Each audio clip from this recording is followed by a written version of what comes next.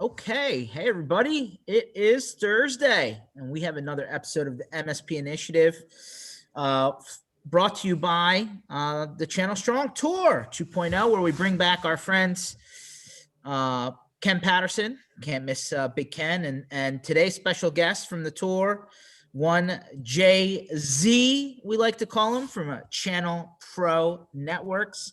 How you doing today, JayZ? Fantastic, George. Thanks for having me on today. Absolutely. So, like, you were going hard there on the playoff beer. Yeah, well, now it's gone. Playoff beard's gone. Okay. Hair's cut. Okay. All right. Well, welcome back to society, man. You came out of the cave a little bit. He's looking dapper. Yeah, He is. Back to a normal look. You know, the Jerry Garcia look is gone. Jerry Garcia. I trimmed it down to real short, my beard. Got rid of that big full-length beard that was growing. And I'm happy that I'm home and working. I'm actually going to be in Philly tomorrow. Are you? You going to see the daughter? That's right. Expect a phone call from me. I'm not on the road. I can tell you that. I know. I got my road time, and then I got the handcuff, I think. Oh. No. That's all right. You know, family first, right? Oh, there's plenty of that. Plenty of family time. That's for sure. That's right.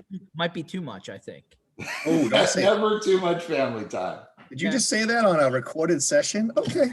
I think we'll be just fine. Just fine. So, Jay, when are we going to see the official JayZ cooking show?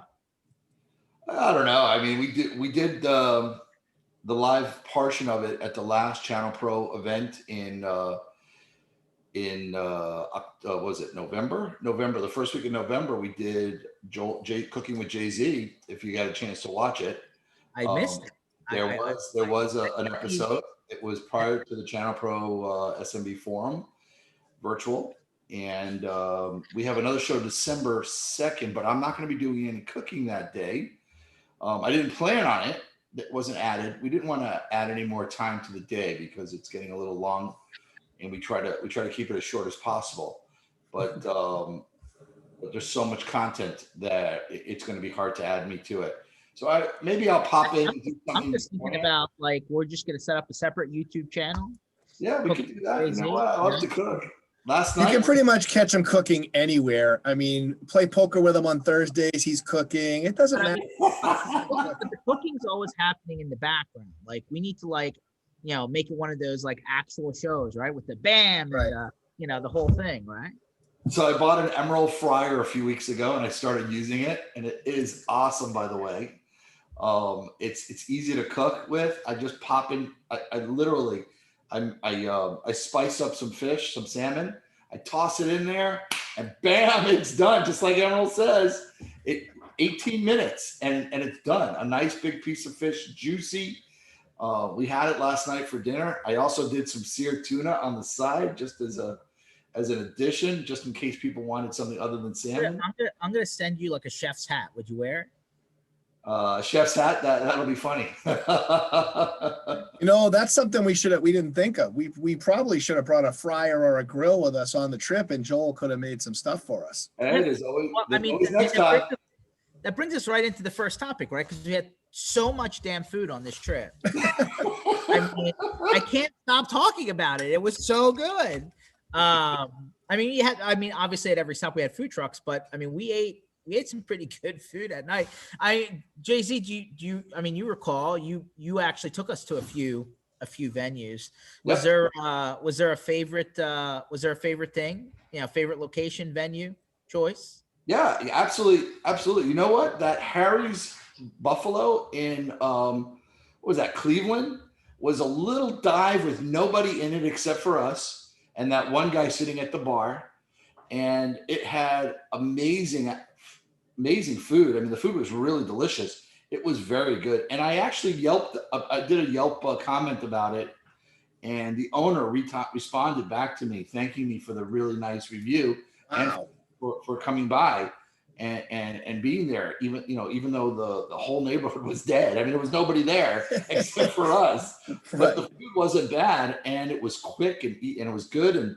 and they had nice drinks. It was wonderful to be with you guys and spend the time there. I mean, I think that was my favorite spot. And I even told my friends that live in Cleveland, they should go there no matter what, because the food was so delicious. It was really more like appetizers for meals and hamburgers, right? That's the kind of place it was, but it was just right. I mean, the food was cooked perfectly, and we all enjoyed what we had there. And then the second favorite was the Italian restaurant we went I to knew it. in Pittsburgh, right? I That knew was I did. yeah, that was good food, man. That cheese bread. Oh, yikes. Yeah, that was really good. I got to be honest. I thought that was going to be your first choice, the Italian place. But now that you brought up the place in Cleveland, that was actually really good. And I forgot about that. I wasn't even thinking about that. So that was a good call on that one. Our minds were clouded by all the Italian food that was on the table that day. There was so much of it. It was good. Don't get me wrong. It was very good, the food there, but it wasn't my first choice. I'm more of a nosher. I like the wings, the food, the pickup food, the hand, food, finger food. So that was really, really fun for me. And I enjoyed that. And it was all tasty. It wasn't bad. It was everything was better than the next. And they had dry rub wings and just so everyone that ultimately watches this. So the one place was in Cleveland. And what was it, downtown? Next door to the Cavaliers, where the Cavaliers play. Right next door, right. The other place was in Pittsburgh, right? Yeah, the other place was in Pittsburgh.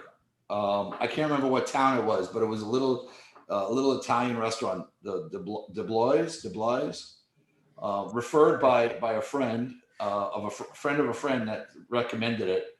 And it was funny. Do you remember the guy in the coat, the old guy in the coat that was walking there? In looked like he was wearing pajamas. Reminded me of Brooklyn in the old days, right? It's like the Godfather of the place. Yeah. Yeah, the guy in the back mumbling in Italian. That was. But hold on. Yeah, Ken Patterson tells me that if you go into an Italian joint and your cell phone signal goes down to 0, you might want to leave. Actually, I didn't have to tell him that. I took him, Joel, to a place in close to Boston in Medford, and for just a pizza place. But when he walked in, he's like, "My cell went down." I'm like, "Yeah, dude." I mean, for a guy that has constant stories about TSA and police pullovers and getting pulled over, standing in line at the post office, no, the Italian joint with no cell phone service, that might be the scariest. Well, it happens in a lot of specific spots where there's no cell tower or there's no cell service. I don't think that was the case here. You just have to. Yeah, we're talking about lead walls, Joel. Lead walls. Lead walls are good. This way you can't get information in or out. They'll never find you. Yeah. Okay. Only thing that was missing was Tony Soprano's washer running while we were talking. I think he's right. I do. So Joel was able to. So we had a 2-week tour here. We went to, I call it Middle Earth. We kind of went in a circle, right? Nashville, Rust Belt. Yeah, St. Louis, Indy, Chicago, Michigan, Cleveland, Pittsburgh, and then was like Kentucky, Columbus, Cincinnati. Yeah, you went to Lexington without me. I had to take off that day. Yeah, you missed Lexington. Lexington's a good stop too. You would have. I know. I saw the pictures. They look great. No, I had never been to Lexington before or anywhere in Kentucky, to be honest, and I didn't realize that they're like the restaurant capital of America. Like they got the number of restaurants they have per capita in that little town is just crazy. They got everything. So what'd you eat there? Anything good? Honestly, I don't think we stopped eating. I think the whole thing was just eating. You drove right in and started eating, huh? I mean, basically anywhere we went, you're eating. That's it. We ate wow. quite a bit. I did gain like 8 pounds on that week. I can tell you that. No, you didn't. You're only there for like 4 days. I still gained 8 pounds. Did you see some of the things he ate? Come on, man. Joel had some good. Joel made the most breakfast. We had lunch. Yeah. We had lunch, and then we had dinner. I lost 8 pounds. I don't know how you gained 8 pounds. No, you lost 8 pounds when you got home. Yes, I did. When you got reduced meals. I was net off the tour. I don't know what you're talking about. Well, I had a lot of the snacks also that were up on the cabinets right? So there was a lot of good snacks that were in there, and I grabbed a couple of Fig Newtons on the way out because those are my favorite. Well, you on the way out. The way out was me and you finishing the Eagles Giants game in the Oh, That was, and the Giants did lose yeah. to a better Eagles team. Somebody had to win and somebody had to lose, right? It's all right. It and happens. then all they right. flipped the script, right? They split. Yeah, it's All fine. right. Yeah, I I'm got all my, right with that. you know, it's all good. It's all right. I'm only wearing my Giants colors. I'm not doing anything else. You know, and JayZ tried to drop a 20 spot on that game. Remember? Yes, he did. I Yes, he did. I offered, and it was there for the taking, but you didn't like gambling because it was bad luck. And I said, all right, it's okay. You can't mess with the juju, man. You gotta. Okay, I got you. George's juju. It's a real thing. It's a real thing. Like, for real. I believe in it. I believe in it. I have that. I have a lot of superstitions, so I understand. I don't do things without having a reason, and I don't gamble on certain things as well. So I understand. I respected it immediately if you saw that. No, I got you. So you know what was interesting, Joel, on this trip was, one, we heard from you that you're already hearing next year that some of the big vendors, you know, the corporate red tape-ish guys, are out for the count, right? 2021 is just off the chart. Is that still the case? Yeah, many of them are not traveling the first half of the year. There won't be any traveling for many of the companies first half of the year.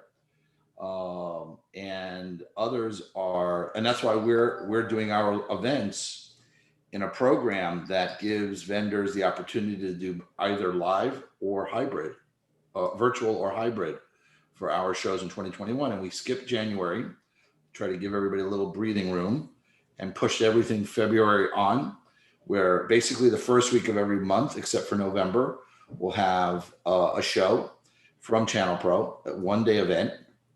And that show will be virtual for February, March, and April. And then when we get to May, we have Chicago on the books for a hybrid event. So we're planning on doing a live event in Chicago, but if the world doesn't change and we can't, we'll have it online. So the option's there. And we're also pricing it that way. And from 2020 to 2021, we're doing a reduction in costs as well for the vendors, for some of the sponsorship levels that they want to get into. Because let me ask you a question, Joel, since, you know, now we're on the topic of making virtual events work. I mean, listen, we've talked to a lot of people. I mean, all of us talk to a lot of people all the time. I mean, part of the reason we even started the Channel Strong Tour was because, I mean, people want to start throwing their laptops in the middle of traffic. Zoom fatigue's real, man. Absolutely. So, I mean, you got to at least acknowledge that one part, right? Absolutely. Like, Absolutely. Okay. All right. I just want to make sure. We understand that there is Zoom fatigue, but we don't use really Zoom. We use other formats. And same thing at the end of the day. Zoom's the name for all of it, as George would say. All right. So all online events are tough, but there are some better than others. Some vendors create better software or use better software. Some is more interactive than others. And we are never stopping to research better products at all times. So we have, you know, several folks on our team that all they do is spend their days researching better products, better use of virtual events for our readers and our vendors to be successful with our product. You know, we all watch movies and TVs and series, you know, where like, you know, they get in the time machine, they go back and they like invest in Amazon when they first started, or they invested in Microsoft when they first started. We should have started an online event company, man. I mean, we could have been millionaires. We could. We probably still could, but if someone gets it right. Right. If someone's got to get it right. And we're working on it. We're working with several different softwares, and we're trying to get it the perfect way. I don't think it'll ever be perfect, but it'll be pretty decent. And I know that we put on a decent show because most of the vendors that we work with tell us, in comparison to a lot of the other shows they do, our show is probably the easiest format, the best way to communicate. And have you guys seen the Spielberg movie Ready Player One? I don't think so. No. You know, it's like, dude, we need to get into VR, man. You should- Right. Yep. You know what? And that's not wrong. There might be an opportunity for that. I mean, anything. It's still not going to replace the lobby talk It's not going and to. the bar talk. It's just not going to happen.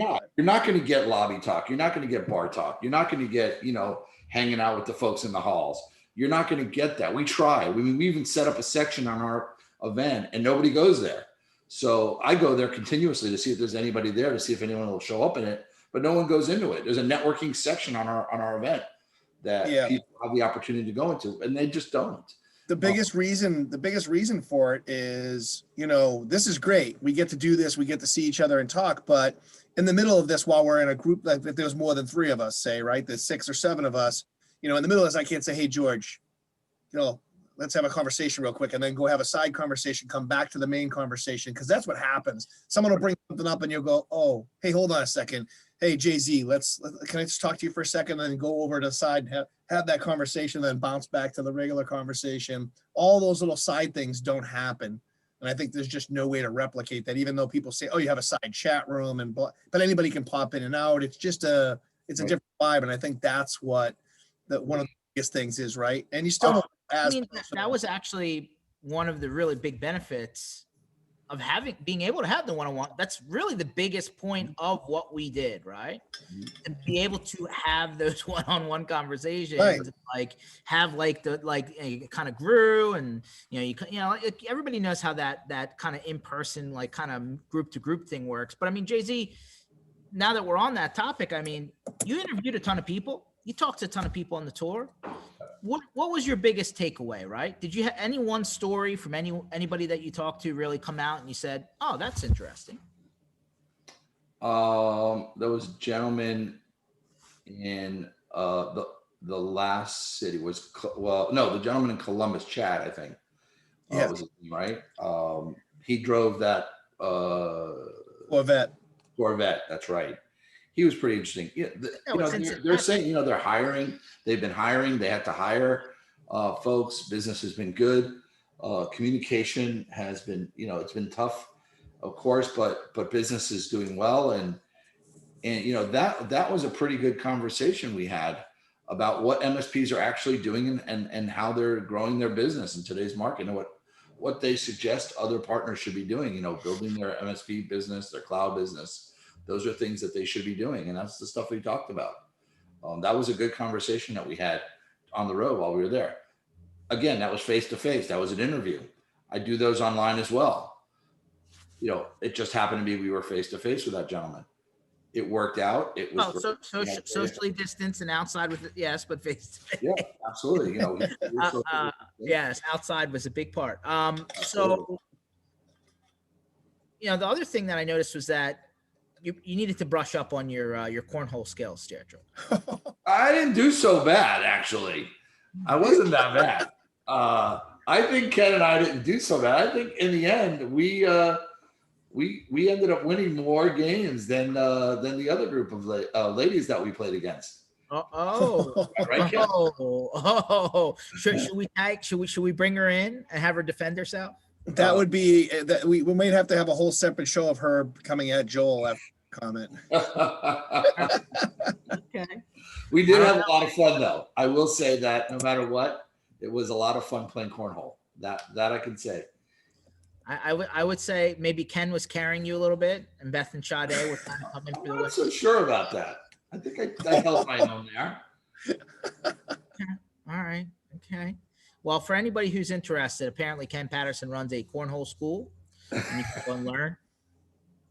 So if anyone needs lessons, we know where to point you. I mean, I wouldn't go that far. I would say I took many people to school on these trips, but. Okay. JayZ, what was your, you got to experience, rolling around on wheels, right? In the bus. Yeah.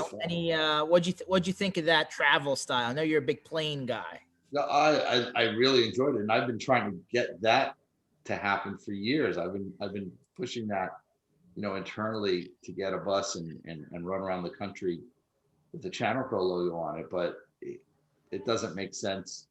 I don't think it makes sense financially to do it. That's number one. Number two, I really enjoyed it, but it was really hard to do meetings while you were driving and while we were riding in the bus. I was actually on a couple of different meetings while we were on it, as you remember, and the sound was really loud in the background from the generators, and just the noise from the truck was just hard, and moving around. Actually, just I was swaying in one of the presentations like this from the truck just moving, right? From that bus, the tour bus just driving on the road. And then when we take a turn and all of a sudden you go, oh, over to the side. It was great. And it was tough, but we were able to manage. I mean, it worked. We had internet. We used our hotspots on our phones, and we had a separate hotspot for everybody else we were all using, and it worked out great. I think it's a lot of fun to do it with a group of people like we just did, right? So that is a lot of fun. It's getting the people out is really the tough part, and having only the right amount of people. So we have to make sure we do, for the future, that only so many people are allowed to come. As you set up a system that only allows so many, and having a group of partners that are really interested in knowing about what's going on in the industry, and just getting out there to chat and not being afraid, because we're being safe and we're letting them know that we're safe out there. I mean, we had a couple of stops where we had some rain happening. Oh yeah, and it still was okay. It still was okay. Crowds out. And we still made the people come out, right? They showed up.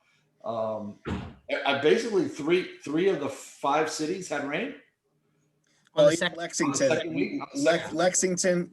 had rain, and they came. Yeah. One of the bigger events, and we had a lot of crazy stuff happened sitting out there. We had a little bit of a roof over by the building that we could stand under, and the tents. But yeah, a lot of really great conversations came out of that day being out in the rain. So it was still well worth it. And of course, Cleveland, we got a lot of rain, but people stood out there in the rain and hung out. It was pretty impressive. You even played cornhole in the rain.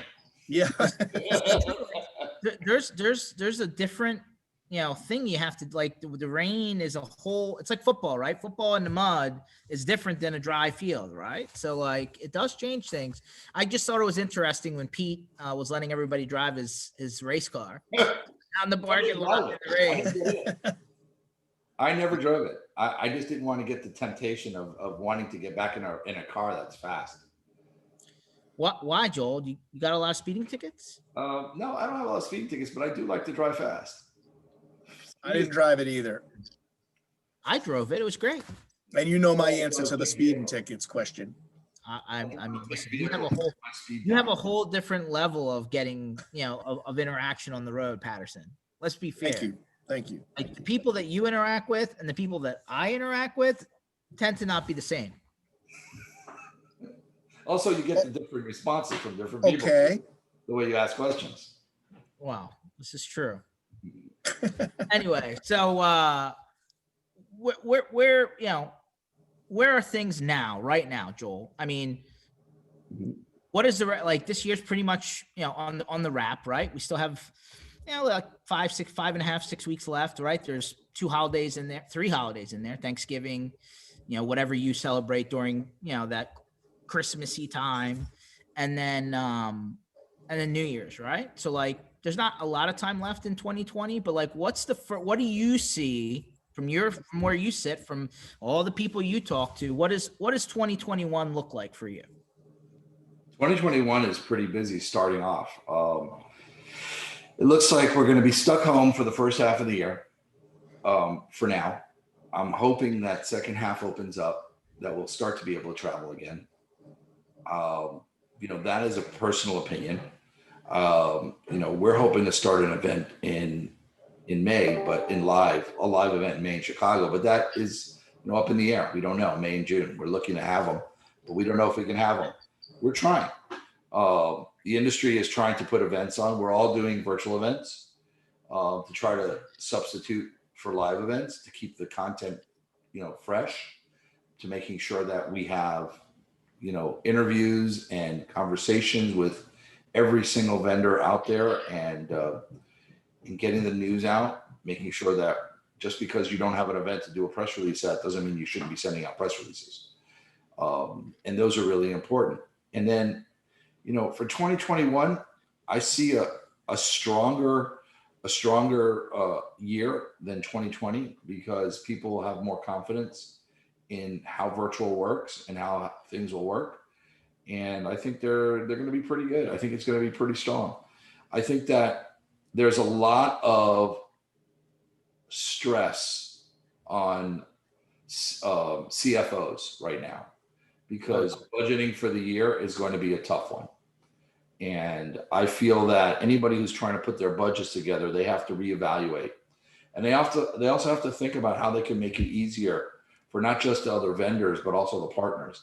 How do we make it easier for them in 2021? Because 2020 was so hard and there was so much racing to get things done that now let's go back and look at what we've done and how do we make it better and how do we make it more efficient and cost effective.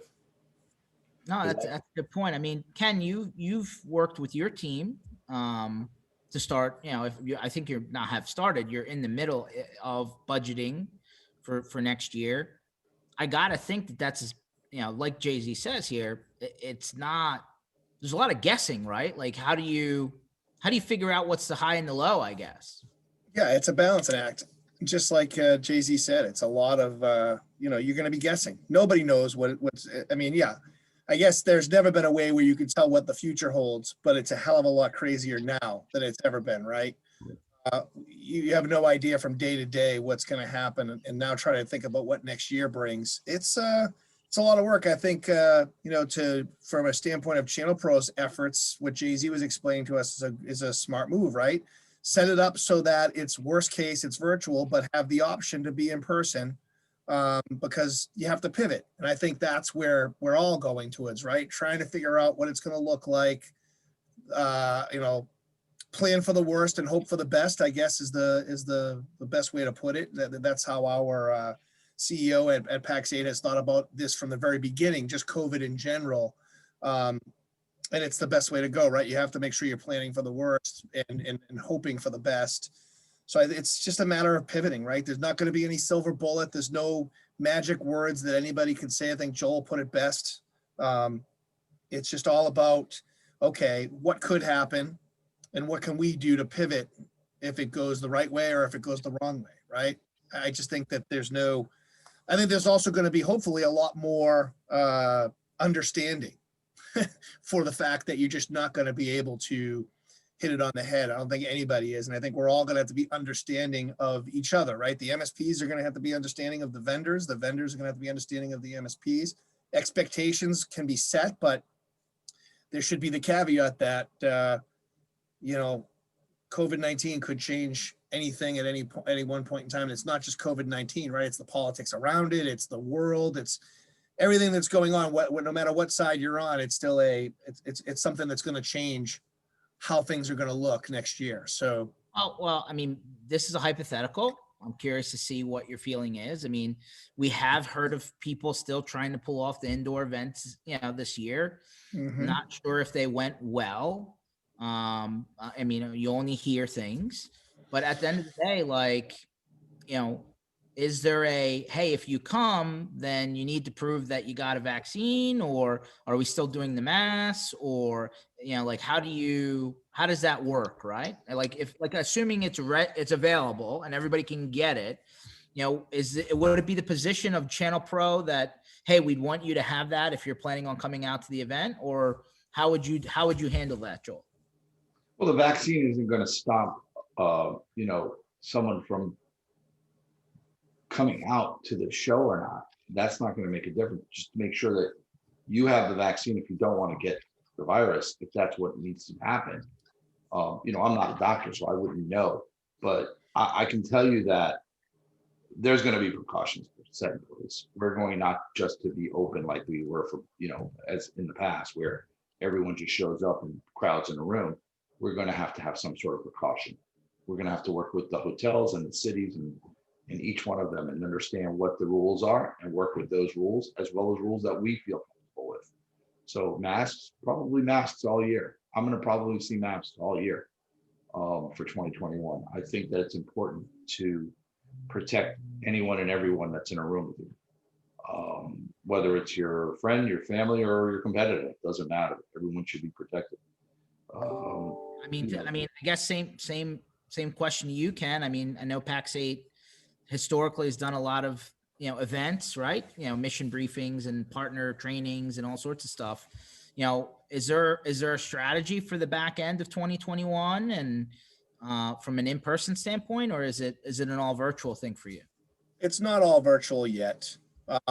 Clearly the smart move, and I think everybody's made this move from a standpoint of just not being the big companies jumping out there, right? Being the first one. And like you said, the indoor ones have, we've heard stories. We don't know how well they went, how many numbers, but we know there's some issues with it still, right? So the first half of the season is all virtual. We've already planned for that. I think it's too early to say what the second half of 2021 is, just based on what we just talked about, right? We don't know where we're going to be next month, let alone, the next 8 months, whatever it is. So, my hope is that by June, by that time, that period, that things are opened up a bit. And then you can make, before that, you can make some decisions, like Joel said, the mask thing. But the problem with the mask thing is you may or may not get people out because there are people that still believe that the masks aren't helpful, right? In some cases, like, you're going to have this balance, right? Because you're talking about everybody. We're not talking about just one group of people. That mask thing goes across politics too. I've seen people on both sides say, I really can't wear this mask for long periods of time, blah, blah, blah, whatever it is, right? You're going to get those people that I'm not going to go to an event where I have to be indoors and wear that for 6 hours, 8 hours, whatever it may be. Now, anyways, then I don't know. I don't know after June what's going to change. I certainly don't think that everybody's going to run out and get the vaccine or be the first ones to get that vaccine, right? We've heard that. A lot of people have said that, right? You've even seen the memes where they show the animal, the whatever the hell it is with the messed up face saying, I have the vaccine and I'm fine, right? People are still afraid of that part of it too, that they don't know what the side effects of a vaccine is going to be. So I don't know how far this is going to stretch out. I do know that the plan is first half to be virtual, and the second half, as the year progresses, we'll make those plans for what events we're attending, how we're doing them, and then our in-person events. A good thing about our events from a standpoint of like the mission briefing is they're a bit smaller than, an IT Nation or even Channelpro. Like, we're not getting hundreds of people going to those events. They're more of a smaller, they're regionalized, they're just our partners. So that makes it a little bit easier. We're going to know the numbers that are going to come. And if they're smaller, they're easier to manage. But yeah, I definitely wouldn't want to be in the shoes of somebody who had to plan a large event for next year. I definitely, from my perspective, and I don't do that. I'm sure, PAX 8 will be talking about Wingman, the Wingman show that we didn't get off the ground this year because of COVID. And it was our first ever large event that would have happened like that. I'm sure that's going to be discussed and talked about, but the smaller ones like mission briefing and the things that I'm involved with, I believe I'm hoping by June, things will be at a point where we can have those a bit more controlled and allow them to happen. And of course, depending upon where they happen, what regions are being affected at that time. No, that's all good feedback. So, I mean, one of the things that we experienced on both tours really were, the hotels were pretty prepared, I think. I mean, especially, I think we primarily did like Hilton and Marriott properties, right? I think those went fairly well. We drove mostly, me and Ken. JayZ, you were able to jump on a plane on the way back home there. So how did that whole, we've all traveled for, a ton. Like what was your experience like? So flying on Delta was probably the best I could think of. I got on early. They call out by rows. They don't let you just all pile on into the plane anymore. You got to go slowly and separately. They early on board. There were every other seat, so no one was sitting next to each other. Masks are guaranteed. You have to wear a mask on the plane, or you'll be removed. I mean, really, it was really, really, really well done. And they give you hand sanitizer on the way in the plane, and they give you sanitizer on the way out of the plane, and they give you hand sanitizer when you're sitting in your seat with a snack and a glass of water, all sealed up in a plastic bag. So, I mean, it was done very, very well. Traveling was easy, and I'm leaving tomorrow on JetBlue, so I'll know what it's like to be on a JetBlue flight for the first time in years. I normally fly Delta, but I got such a cheap rate on this flight that it didn't make sense to do anything else. And then, it was easy, and the hotels were very, very accommodating, and they were prepared. They had box breakfast out for those that get breakfast. They had everything under control, and it was well maintained and very clean. I mean, the hotels were cleaner than ever before, every room. Yeah, and we stayed in newer hotels also, which also makes it easier when you stay in newer properties, so you can see that everything's new. And then you travel with the right equipment, right? I have a blue light I travel with. I do. I travel with sanitizer, hand sanitizer, sprays to spray the bathroom down, to spray the beds down, so that you're keeping yourself safe when you're traveling every day. It makes sense to travel that way. Today is the way you have to travel. It's changing every minute, and they're finding out things that you have to travel with. And if you follow those rules, there's a couple of websites you can go out there and I use the one guy, the travel guy that I use. The points guy. Yeah, the points guy. I read that religiously. I love the information there because it really tells you what's going on in the world and what is a good thing and what is a bad thing. And with traveling in hotels and stuff like that, the way I did, I'm going to eventually get back to it. But when that's going to happen, I can't tell you. When real travel starts again, nobody knows. We're all up in the air about it. But I will tell you, Ken mentioned something earlier, the regional shows, those are the ones that are going to make sense. Those regional, non-national events, those are going to make sense at first, just like what they're doing, just like what Channelpro does. We do regional events. When you do those larger events, it's harder to maintain, strict enforced rules that you would need to have when you do that, when you're not doing a regional show. So I would say the regional shows are going to be successful first, and then we'll eventually get back to our national shows when we can. But I'm ready to go when the day happens. I got a bag packed right here, sitting right here, waiting to go. Yeah, you have one of those treadmills where you do your bag walking. I can see it already, right? I can see Joel gets on the treadmill with his rollerboarder. He's just getting ready. Yep. I'd have signage around me that says, next gate. So I have the voice of Bottom. What's her name? Bottoms. I just blanked out on her first name. The woman that's the mayor of the mayor of Atlanta. Oh yeah. So every time I get into that airport, Keisha Bottoms, I think is her name. And every time I walk into the airport, I hear her name. She says, "Welcome to the Atlanta Hartsfield International Airport." And every time I think of it, I'm like, I want to carry a bag. I want to pull. So as I mentioned, I'm leaving tomorrow for Philly to spend the week with my daughter, and my wife and my son are coming with me. And my wife said, "Why are you bringing a briefcase?" I go, "Because it goes with me everywhere, no matter what. It's my right arm. I pull my bag with me everywhere, just like we had on the bus, right? You saw my bag was sitting up front. That thing doesn't leave me ever. It's in my office right here too, right next to my desk. It's got everything I need to run a business out of." Well, if you talk to Paul Redding, he'll tell you he thinks Philadelphia is one of the worst airports in America. Yeah, well, I don't know. I haven't been to Philly yet, so we're going to find out tomorrow. I'll let you know. I don't think it's a terrible airport. I don't think it's laid out well, except for the pretzel. Except for the pretzel lady. The pretzel lady's always in the right spot, so I can grab the pretzels. Yeah. No, preparing for Pennsylvania for tomorrow. I went to Wawa's and I got myself a half a pretzel, and and a Wawa drink, so that I'm ready for Pennsylvania. For everyone that doesn't know, Wawa's are, predefined. It's like our 7-Eleven, but like twice as big and more of a food place now than a gas station place. But I think if you're going to have some time with Joel, and we know what a foodie Joel is, you're going to have to take him to the place that we went to. Tony Luke's? No. What? Tony Luke's, of course, but no, the place that you and I went to the last trip before I went home with the The Oreo cookies fried and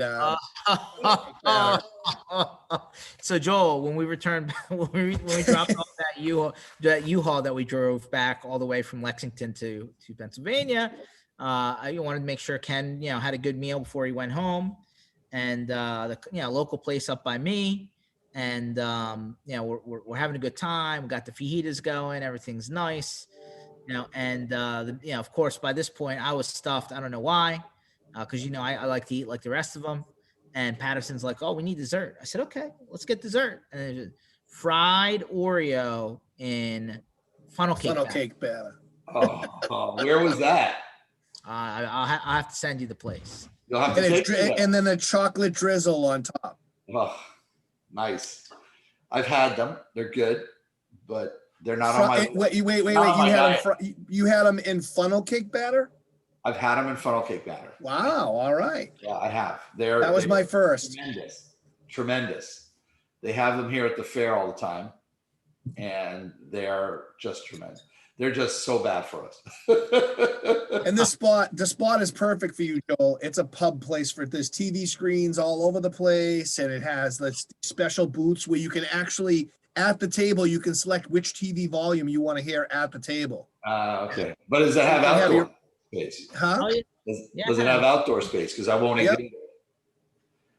Yeah, they have, this was interesting. So they had the outdoor and the indoor. On the indoor, they had the plexiglass in between, any of the tables that were. Oh, I like that. Yeah. That was nice. And obviously they didn't put any two tables next to each other, right? So you actually had booths that you were in, which is kind of cool. So you're kind of enclosed. But no, it was good. That's a place, it's a place I frequent often. I for some reason, never looked at the funnel cake fried Oreos before. I don't know why, but Ken just, caught it out of the corner of his eye, and we couldn't help but have some. I'm ready to have some next week. Which brings me to another topic. Man, we saw so many broken down cars on the side of the road. Oh, in Ohio. Yeah. Yes. I've never seen anything like that in my life. Whoa, not just broken down. Broken down is one thing. We were like, okay, why are there so many broken down? Because in Massachusetts, that stuff gets cleared like they tow it. Like they have tow trucks waiting, cars everywhere. And then we're getting close to the airport, and there were two cars in an accident with each other, crashed into each other on the side of the road with nobody there, just left there. And they were not old cars. They were decent cars. And they were just sitting on the side of the road, crashed into each other. Like the guys got out and said, "Hey, we both got flights, let's go." And went to the airport and left the cars there. No idea why. I don't know if you, Joel, maybe you have a better understanding of that area, but I have no idea why. I don't even remember seeing it because you guys were looking out the windows. I was busy working quite a bit. Well, this is our ride. This was our personal ride to the first location. So we saw that on the way there. And then we were noticing it on the bus. Like every now and again, I go, "George, look, there's another one." I didn't see them. So, Yeah, it was an interesting phenomenon. What about Joel? So again, back to the people that you talked to. It seemed to me like the majority of the people that we were seeing, like I'd say it was like a 65% people were in the office in some shape or form versus not. When you were talking to these people, did you get that feel as well? Because I know some places everybody had been virtual and they came back to help us, do the whole, parking lot thing. But a lot of people were actually working out of the office. Did you catch that? I did see that. I noticed that there was you're right, about 65% of the MSPs were working from their office. They had their staff inside. I was probably more shocked than others that there were actually all that many people in an office building. However, some of those office buildings were pretty big. The space was really large and you were nowhere near somebody else. And in one of the cases, they were all wearing masks in their office. If I'm not mistaken, everybody was wearing masks in their office, even though they were able to, be separated from other people just for safety's sake. And when they came out, everyone was wearing masks at all times. So that was nice to see. There were a few places where people were, working in their office, doing their thing. They were considered COVID free and they were working in that environment, is what it looked like. but everybody has their own thing and does the way they're going to do it. We made sure we were safe by being tested before we got on that bus, and it was important to us. It was important to me knowing that you guys were doing that, and it was really great, and keeping safe around people, not just talking to people. When you got close to someone, we would put our masks on. I put my mask on. I didn't go anywhere near anyone that was without a mask, and it made me feel safer and better for traveling. I think that all of the industry should be doing that, being careful when they're out and when they're talking to others, whether they're in their office or, talking to a customer, because it's scary out there. You don't want to catch the virus, and you don't want to get people worse if you're sick. You don't want to get them sick if you're sick. So I do appreciate, that they were very, very, very, very careful. And then we did go to those parking lots where there was no one in the office except maybe the owner or a couple people. And they had a huge office space, and there just wasn't anyone in there. Everyone was working from home, and it was nice. It was nice to see that people were respecting their employees and letting them work from home. No, I agree. Ken, it's interesting as we were, basically scheduling these parking lots, right? Working with the MSPs to see who is around. The majority of the people really did say that if they were working hybrid or remote, that they were struggling with, I guess, team morale is the right word, right? Like, you can't replicate, just like we can't replicate the virtual, hotel lobby bar or whatever it is. Let me be on this for a bit. Just like you can't schedule that, you can't schedule the cooler talk, right? I was waiting to roll up on a company and find out that they had cubicles outside with the tent. I was waiting for it, right? Like, how did you feel people were trying to counteract that? Because like everybody seemed to struggle with that part. Yeah, I mean, I think one of the big things was still trying to do it through these types of things where they were scheduling meetings for their teams to be together a little bit more, and then doing the fun stuff, right? PAX 8 has this. They have team yoga. They have team cooking. They have Joel. I'll invite you to a few of those. They have they've pretty much come up with anything you can possibly imagine.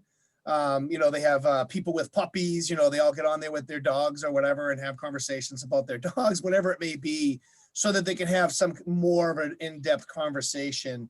But you're right. There's no, some of the big stuff, right? You're in the office and you can physically see that someone's not feeling good, right? They're just down. Yeah. That's missing, right? You can't walk over. The way you can change someone's life, right? Walk over, put your hand on their shoulder and say, hey, is everything okay? Yeah, you can't do that. It's hard to do now, right? You're going to have to do it by, still doing it like this, maybe reaching out and doing it that way, but you're not going to physically see them feeling that way, right? They're not going to be as, it's one of those things you can't see, right? You're not going to see it through this. Most people can pull off being in front of a screen and not show that emotion, right? Because they know they're on a screen. When they're in the office and they're feeling down, you can see them kind of slouched a little bit, feeling down. So there's that. And then there's the interaction between, like I say, the techies, right? The nerds. They love, it's that when they're having conversations with customers, they hear each other talking about something and then they pick up on it. And then they talk to each other about it. Hey, you just said to that customer X, but I was noticing that when I was doing this on something else, I came up with this solution, right? There's that interaction where you're doing things in a crosstalk manner, where you're all working on partners in the same area that just isn't the same through stuff like this. And how to fix it, I don't know. I know some places were trying, when things got better, to schedule in-person outdoor kind of meetups in smaller groups, maybe under 10 people. Say, hey guys, why don't you guys go to a park or something and connect up and have a conversation type of thing. I have seen that. I really don't know what I don't think there is a fix for that part of it.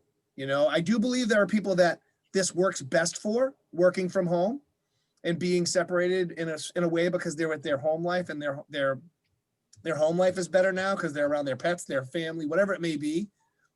and that fits better for them. But there is a larger group of the engineer, techie type people and that type of stuff that just kind of need that interaction and work better with it. That I don't know that there's a 100% fix, but some of the things I've seen is, like I said, the groups doing some fun stuff together through Teams or Zoom or whatever.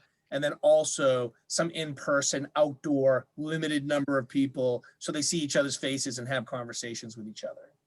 Well, there's definitely, I don't know if your team's written about it, Joel, but there's a mental health aspect to this whole thing, I think. And I think that people, especially the leaders, right, and the business owners out there, need to actually spend a little bit of time concentrating on this particular topic, if nothing other than to make sure that their people are okay, right? Some people are getting a little bit, I don't know if claustrophobic is the right word, but or just like they want to break free a little bit. So I think that the more people pay attention to that, the better off they are, and don't get burned out. Joel, you did, I believe, right before the tour, your team did a whole thing on like diversity, right, in the workplace and that whole thing.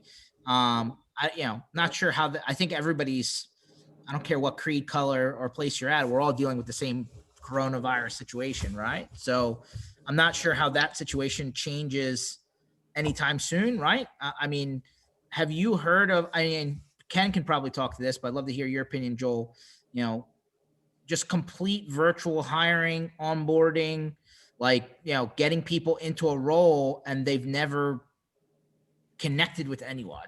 You know what I mean? Like, you're literally complete virtual end to end. Have you found a lot of success with that? Are you hearing people, successfully pulling that off? Absolutely. So onboarding employees everywhere. Like there's a huge growth right now on the channel for vendors and a lot of the vendor spots. And I heard a lot of people got let go, but I also helped and heard a lot of people get hired. And they've been onboarded to the companies they're at. They're working. They're doing. My wife's a perfect example.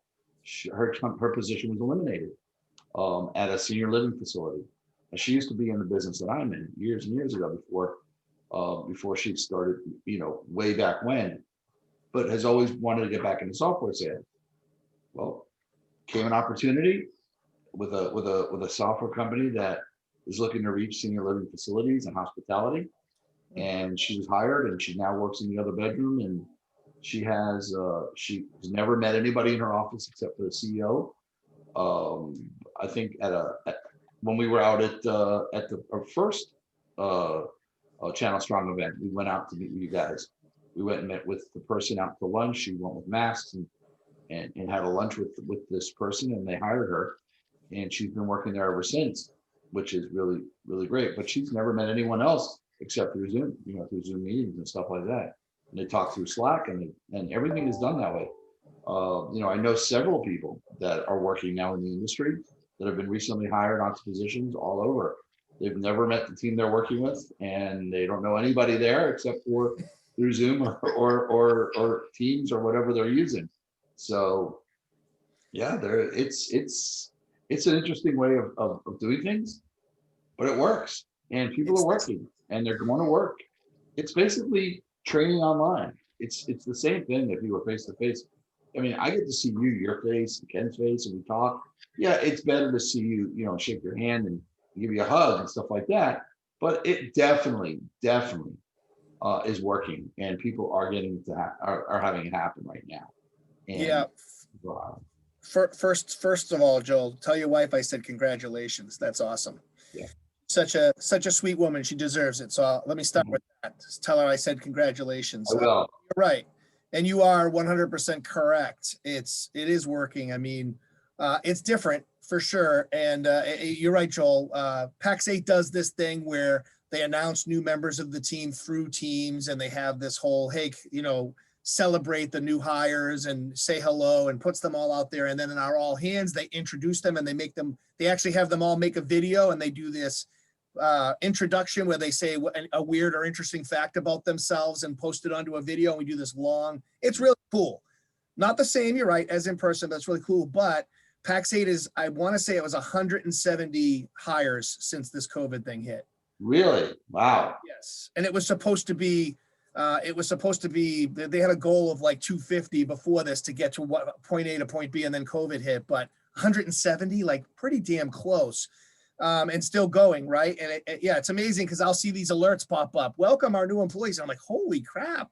And then I'll see them in some of our new teams, right? Well, I'll get into a meeting with a group of people, and then bring the new people in. We have another introduction, and we get to know them a little bit. And it's amazing. Some of them have stepped right in. So whoever's our team that's doing the onboarding is doing a great job, because they're finding people that fit the mold, jump right in, have no worries. Like, we're in a meeting and one of the people just went and started spewing off all the stuff where, most people, when they first get into a room with new people, are kind of like, I'm going to wait it out, see how these people are, and jump in later. So it's been really good. Shocking. I still believe, like, me, I'm Mr. In-person for a lot of stuff, but it's crazy to see that you can have that level of success with onboarding. And, obviously it's yet to be seen long-term how well that compares to when you hired someone and how long they stayed with the company. But so far, it's been a great class of people coming in. They all seem really, really cool and seem to fit the bill. So yeah, it's definitely working. And I know some people are still doing hybrid, right? Some of the smaller companies are still feeling like they want to do it in person. I mean, Joel, you said your wife met in person, had a lunch, but only met with one person, not the whole team. Right. So there's some of that going on too, where people still feel like, I got to meet this person in person to have a conversation. And that's good too, if you do it safe and work it out. But yeah, they're not seeing the whole team, right? You're working at a company for however long and you never meet people. That's crazy, in person anyway. And she probably would never have met her if I wasn't driving up to the Channel Strong event. Oh, there you go. See that? So it worked out both ways. And speaking about the Channel Strong event, I don't know if you've mentioned it recently, but if you go to channelpronetwork.com and you type in Channel Strong into the search bar, you're going to get the voice of the vendor. You're going to get a bunch of articles, an interview of all the folks that were on the bus on that afternoon, and hear from you guys what's going on. I think I send you all copies of it. Yep. I CC'd you all on that and sent it out for you to share. But I'll tell you, it was some good coverage. There's some great coverage from Channel Strong and seeing what's going on in the world outside. That's awesome. No, we appreciate you coming out, and so everybody knows what's coming up. I assume they can go to channelpronetwork.com and check out what's happening just in the, from a industry standpoint, but then I assume that they'll also be able to see all your planning for events for 2021. Yeah. Yeah. On the events section of the site. Absolutely. Cool. Well, I encourage everyone to go check that out. Joel, we're going to keep on, keeping up with you on and the news, and we'll see if we can get that cooking show off the ground. I think we're going to have to set up the JayZ channel and just, rock on. And when you have time, let me know when you're available next week. Maybe we can get together. Okay. Hey, listen, I always love to give as much Philly hospitality as possible, despite the people who think that's not possible or that doesn't exist. It's outside of the stadium, JayZ. Okay. Outside of the stadium. In the stadium, you don't want that hospitality. Outside the stadium, yes, he'll give you great hospitality. It's true. Well, the stadium is now closed again, so that's not a possibility. All right, guys, I appreciate everyone for jumping on. Thanks, everyone, for watching. This session was recorded, as well as every session we've ever recorded. MSPinitiative.com. We'll continue to do these at 1:00 Eastern time, Tuesdays and Thursdays.